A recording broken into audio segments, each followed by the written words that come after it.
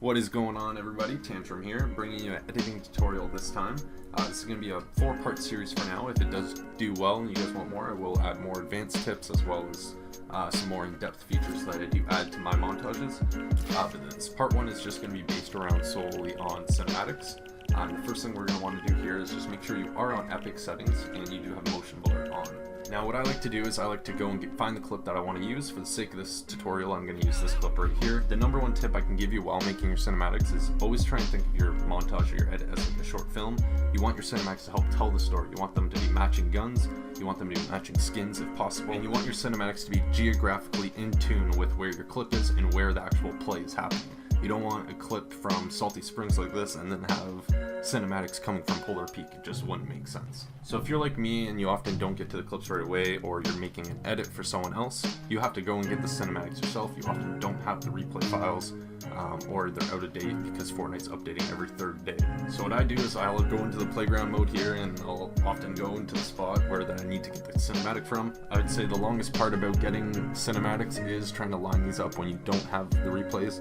You often have to go find the gun you need. Here I got lucky and got on my 3rd chest, but that can be often the longest part about getting these cinematics, is getting a right gun at the right spot in a playground mode. So now that I'm all set up and I got my gun, I'm going to head over to where the clip was. I'm just going to kind of reenact it, recreate the things that were happening in the clip.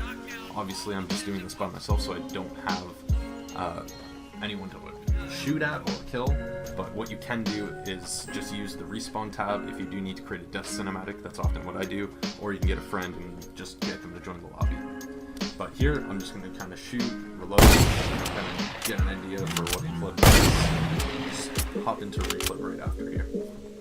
So once again, I just want to advise you, make sure you do have your settings on all epic, as well as your resolution on 1920 by 1080. This is going to give you the best looking game, as well as giving you those really crisp and clean cinematics. I'm also going to quickly go over the different types of cameras that the replay mode gives you, and how to actually focus them and change the aperture of them so you can add that blurred background with a focus subject.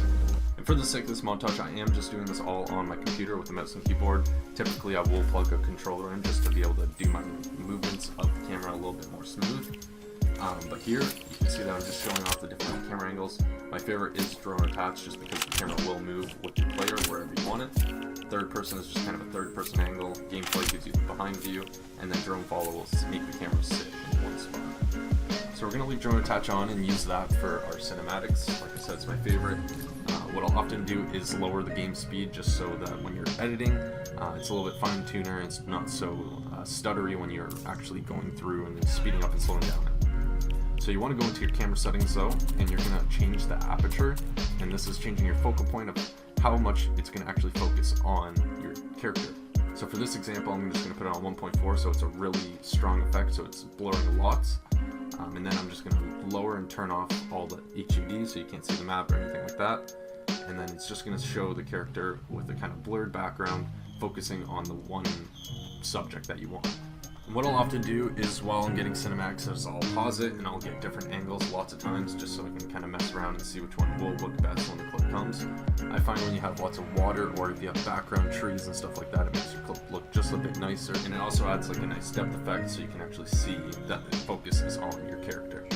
But like I said, you can just see I'm using different angles, so I'm going to switch around to the backside here, get different points of view of him shooting, reloading, and just kind of running. Biggest thing I would say is just get creative with how you want to make them. Like I said, water looks really good in this, and definitely depth in different ways.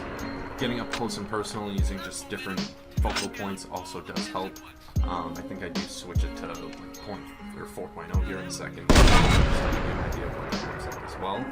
But like I said, just get creative, switch things around, make sure you're using a controller, add a bit of motion in your camera movement so it's not just still like it would be with drone follow. And all around, just like I said, get creative, get wild, and make your cinematics make sense. That is going to be all for this tutorial here. Hope you guys did learn a bit about how to get better cinematics. If you guys want to support me, TANTRUHMTV in the item shop, and let me know if you guys like this series and if I should continue it and what else you want to see. Peace out, guys. Appreciate it.